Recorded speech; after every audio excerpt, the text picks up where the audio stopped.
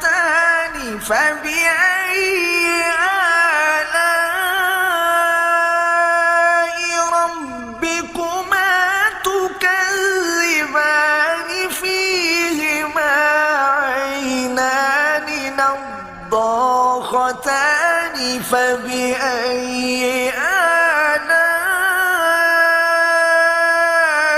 ربكما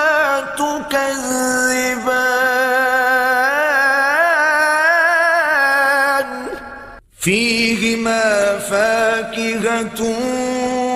ونخل ورمان